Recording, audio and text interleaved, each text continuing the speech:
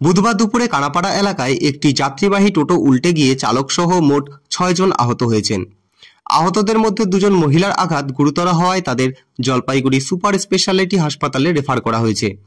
জানা গিয়েছে, এদিন দুপুরে টোটো চালক ৫ জন যাত্রী নিয়ে প্রধানপাড়া থেকে হলদিবাড়ির দিকে যাচ্ছিল। কানাপাড়া মোড়ের কাছে টোটোটি হঠাৎই নিয়ন্ত্রণ হারিয়ে উল্টে যায়। দুর্ঘটনার পরই স্থানীয়রা দ্রুত ঘটনাস্থলে পৌঁছে আহতদের উদ্ধার করে হলদিবাড়ি গ্রামীণ হাসপাতালে নিয়ে আসেন। সেখানে প্রাথমিক চিকিৎসার পর ২ জন গুরুতর জখম মহিলাকে উন্নত চিকিৎসার জন্য জলপাইগুড়ি সুপার স্পেশালিটি হাসপাতালে পাঠানো হয়েছে। কি হয়েছে একটু বলুন তো।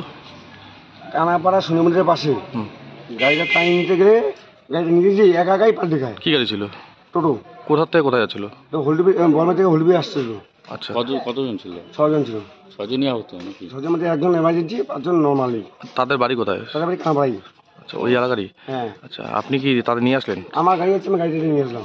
গুরুতর কেউ আহত? গুরুতর মধ্যে একজন এমার্জেন্সি ছিল, সিরিয়াস অবস্থা, তাকে এমার্জেন্সি এফআইআর করছে জলপাইগুড়ি। আচ্ছা, আপনার নাম? আমার নাম জয়ন্ত রায়। টার্নিং হতে গিয়ে কতজন ছিল গাড়িতে? ৬ জন। হ্যাঁ, ৬ জন। মানে আপনি নিয়ে ৬ জন? আচ্ছা, কোন জায়গাটা হয়েছিল এটা? কানাপাড়া শনি মন্দির।